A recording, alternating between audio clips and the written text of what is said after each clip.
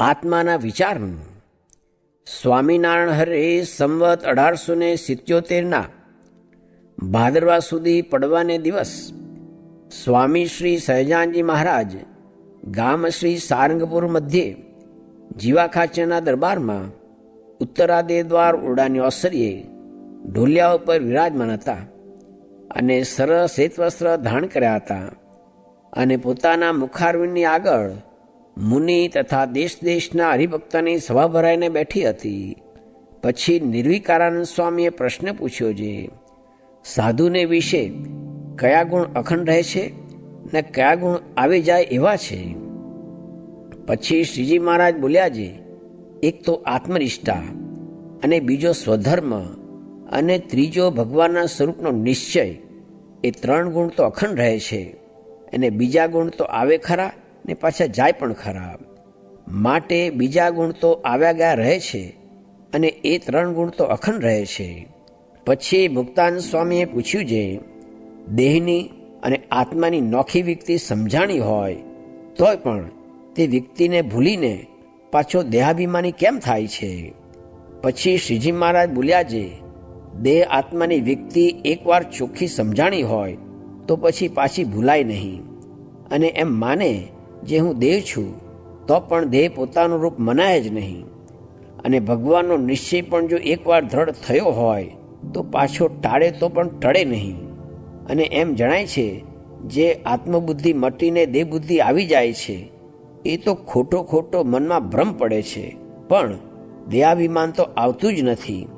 અને એવો જે પરિપક્વ જ્ઞાની, તેને તો આત્માનું જ અભિમાન દ્રઢ રહે છે અને તે પોતાના આત્માને બ્રહ્મરૂપ માને છે અને તે બ્રહ્મને વિશે પરબ્રહ્મ જે પુરુષોત્તમ ભગવાન તે અખંડ વિરાજમાન છે અને તે ભગવાનના સ્વરૂપનો નિશ્ચય પણ તેને અખંડ ને અખંડ રહે છે. પછી સ્વયં પ્રકાશાનંદ સ્વામી પૂછ્યું છે, પોતાના આત્માનો વિચાર કેમ કરવો? પછી શ્રીજી મહારાજ બોલ્યા છે, જ્યારે અંતઃકરણ સામુ દ્રષ્ટા એવો જે જીવાત્મા તે જોઈ રહે ત્યારે બહાર જે સ્થૂળ શરીર અને તે સંબંધી જે વિષય તે સર્વે વિસરી જાય છે અને અંતઃકરણ ને દ્રષ્ટા એ બેના વચમાં જે વિચાર ઠરે છે તે વિચારે કરીને મન, બુદ્ધિ, ચિત્ત, અહંકાર એ સર્વેના રૂપને જાણવા પછી વિચારની દ્રષ્ટિએ અંતઃકરણના ઘાટ સામું જોતા જોતા જ્યારે ઘાટ બંધ થઈ જાય ત્યારે ભગવાનની મૂર્તિનું ધ્યાન કરવું અને જ્યાં સુધી ઘાટ સંકલ્પનું બળ હોય ત્યાં સુધી તો સંકલ્પ સામું જોઈ રહેવું પણ ધ્યાન ન કરવું. અને જે બહાર સ્થૂળ દેહને વિશે પંચ જ્ઞાનેન્દ્રિયો છે તે જ્યારે પોતપોતાના વિષય સામા જાય છે ત્યારે વિચારને 2 પ્રકારે કરવું. એક તો જે વિષયને આકારે ઇન્દ્રિયો થયા હોય તે વિષયને આકારે વિચાર કરવો અને બીજો તે ઇન્દ્રિયોના ગોલકને વિશે જે જોનારો દ્રષ્ટા છે તે દ્રષ્ટાના આકારે વિચાર કરવો. પછી વિષયને આકારે ને દ્રષ્ટાને આકારે એ 2 પ્રકારે જે વિચાર છે તે એક થઈ જાય છે. પછી તે વિષયમાંથી વૃત્તિ અતિશય તૂટી જાય છે અને એમ વિચાર્યા વિના જો બળાત્કારે કરીને વિષયમાંથી વૃત્તિને તોડે તો તે વૃત્તિને વિષયમાં પ્રીતિ મટે નહીં અને જ્યારે વિચારીને વૃત્તિને પાછી વાળે ત્યારે તે વૃત્તિ પાછી વિષયમાં જોડાય જ નહીં. માટે જ્યાં સુધી ઇન્દ્રિયોની વૃત્તિને વિષય સન્મુખ પ્રીતિ હોય ત્યાં સુધી ભગવાનનું ધ્યાન કરવું નહીં ને જ્યારે ઇન્દ્રિયોની વૃત્તિ સ્થિર થાય ત્યારે ભગવાનનું ધ્યાન કરવું.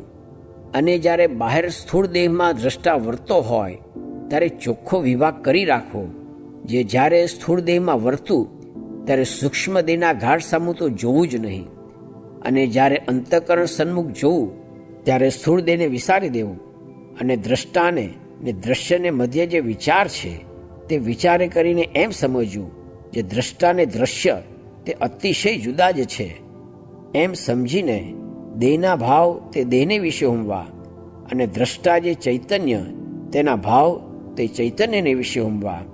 અને બાળ, યૌવન, વૃદ્ધ, સ્થૂળ, કૃશ, જીવવું, મરવું એ સર્વે દેહના ભાવ છે, તે આત્માને વિશે માનવા જ નહીં. અને અછેદ્ય, અભેદ્ય, અજર, અમર, જ્ઞાનરૂપ, સુખરૂપ, સત્તારૂપ એ જે સર્વે આત્માના ભાવ છે તે કોઈ કાળે દેહને વિશે સમજવા જ નહીં. એ ગુણ તો આત્માને વિશે જ સમજવા. એવો જે વિચાર તે જ્યાં સુધી ઘાટ સંકલ્પનું બળ હોય ત્યાં સુધી મૂકવો નહીં. જેમ રાજા હોય તે જ્યાં સુધી શત્રુનું બળ હોય ત્યાં સુધી રાજગાદીએ બેસીને સુખ ભોગવે નહીં, અને જ્યારે શત્રુ માત્રનો નાશ થઈ જાય ત્યારે પોતાના રાજ્યના જે વૈભવ છે તેને ભોગવે છે. તેમ જે ભગવાનનો ભક્ત હોય તેને જ્યાં સુધી મન ને ઇન્દ્રિયો રૂપી શત્રુ પીડતા હોય ત્યાં સુધી પૂર્વે કહ્યો એવો જે વિચાર તે દ્રઢપણે રાખવો, અને જ્યારે મન ઇન્દ્રિયોના ગાઢ સર્વે શમી જાય ત્યારે પરમેશ્વરના સ્વરૂપનું ધ્યાન કરવું. ઇતિ વચનામૃતમ. એવી રીતે સારંગપુર પ્રકરણનું 12મું વચનામૃત જે તે થયું. મહારાજે કહ્યું હતું જે અમે અલૈયા ગામમાં એકવાર દ્રષ્ટિ કરીને અનંતજીવને બ્રહ્મમહોલમાં મૂકી દીધા, પણ ત્યાં કોઈ રહ્યા નહીં. માટે જ્ઞાન દઈને જેવું થાય તેવું દ્રષ્ટિએ કરીને થતું નથી. સ્વામિનારાયણ હરે સ્વામીએ વાત કરી જે સાંખ્ય વિચાર કરવાની બહુ વાત કરી, તે સાંખ્ય વિચાર તો નિત્ય નિયમ રાખીને કરવો, ને સાંખ્ય વિના તો અર્ધો સત્સંગ કહેવાય, ને સાંખ્ય વિના સુખ થાય નહીં. ને સાંખ્ય છે તે તો આંખ છે, ને આંખે કરીને સર્વે દેખાય. દત્તાત્રેય સાંખ્યવાળા ને સુખ્યા રહેતા, માટે સાંખ્ય વિચાર કરવા માંડે તો આવડે, ને ધીરે ધીરે સિદ્ધ થાય. તેમાં સાંખ્ય શું છે? આ લોક ભોગ સર્વે ખોટું છે, ને આત્મા છે તે સત્ય છે, ને આકાશ સરખો નિર્લેપ છે, ને દેહ ઇન્દ્રિયો અંતઃકરણ અસંગી છે. સ્વામિનારાયણ હરે સ્વામીએ વાત કરી જે પૃથ્વીનું રાજ્ય કરે ને ન બંધાય, જો જ્ઞાન થાય તો, ને તે વિના તો વનમાં જઈને રહે તો ત્યાં પણ ભરતજીની પેઠે બંધાય. માટે જ્ઞાન શ્રેષ્ઠ છે. સ્વામિનારાયણ હરે સ્વામીએ વાત કરી જે મંદવાડ આવે તેમાં જે કાયર થઈ જાય તેણે કરીને દુઃખ તો મટે નહીં, ને તેમાં જે હિંમત રાખતા તે મહારાજને ગમતું. સ્વામિનારાયણ હરે સ્વામીએ વાત કરી જે સતયુગમાં મનુષ્યને 1,00,000 વર્ષની આવરદા, ને 1000 વર્ષનો ખાટલો, ને 100 વર્ષ સુધી ડચકા ખાય ત્યારે જીવ જાય, ને આજ તો ત્રીજે ડચકે અક્ષરધામમાં જવાય છે એવું સુગમ કરી નાખ્યું છે. પણ જ્યાં સુધી અજ્ઞાન છે ત્યાં સુધી સ્ત્રી, દ્રવ્ય, દીકરા, દીકરી, મેળી, હવેલી, રાજ્ય સમૃદ્ધિ ને રાજલક્ષ્મીને વિશે સુખ મનાય છે. જેમ છોકરા ધૂળની ગોલકીઓ કરે છે, ને ઠીકરાની ગાયો કરે છે, ને ચૈયાના ને કાચલીઓના ઘોડા કરે છે, ને સુખ માને છે, તેમ એ પણ સુખ માને છે. પણ જ્યારે જ્ઞાન થાય ત્યારે સર્વે ખોટું થઈ જાય. જેમ બાલ દેશમાં બ્રાહ્મણ ચાલ્યો જતો હતો, તેને સામો રબારી મળ્યો.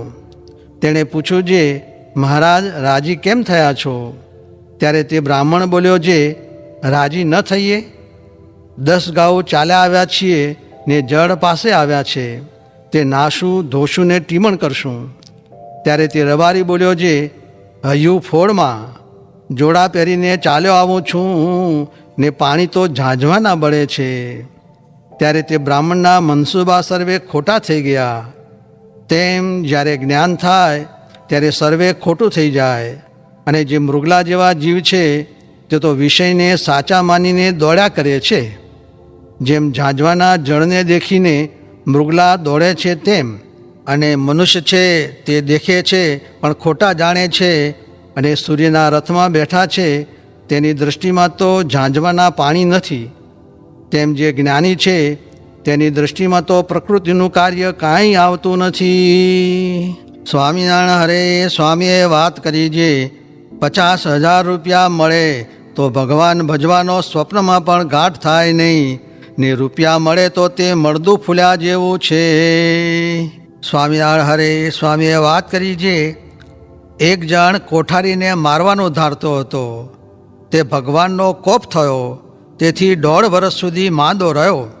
પછી મારી આગળ રોયો ને દિન થયો, ત્યારે મુને દયા આવી એટલે મટ્યું. માટે એવા સ્વભાવ ન રાખવા. સ્વામિનારાયણ હરે સ્વામીએ વાત કરી જે આ જીવને આજીવિકા હોય તે તૂટે એ કેવું લાગે, એમ આ દેહને વિશે પંચ વિષયની આજીવિકા સત્સંગ કર્યા પછી તૂટી જાય છે. તે નેત્રને રૂપની, રસનાને રસની, નાસિકાને ગંધની, ત્વચાને સ્પર્શની, એ બધાયની આજીવિકા તૂટી જાય છે. પછી કેમ સુખ રહે? એમ 4-5 વાર કહીને બોલ્યા જે આવી વાત કોઈ દિવસ કરી નથી. સ્વામિનારાયણ હરે સ્વામીએ વાત કરી જે ગ્રસ્ત માણસ બીજું ઘર કરે છે તે પણ ખુવાર થાય છે. સ્વામિનારાયણ હરે સ્વામીએ વાત કરી જે ત્યાગીને તો 12 ઉપર 1 વાગે ખાવાનું કહ્યું છે ને આ તો 2-3 વાર જુડે છે. તે ઉપવાસ પડે એટલે ધારણા પારણા પણ કરે, એમ ભેળું લીધે જાય ને ઓલિયું થાય ને જો 1 વાગે ખાય તો અન્નનો જે રસ તે બળી જાય ને ઓલી તો અજીર્ણ થાય ને તેનું પાછું વીર્ય થાય, તે પછી ઉપવાસ પડે.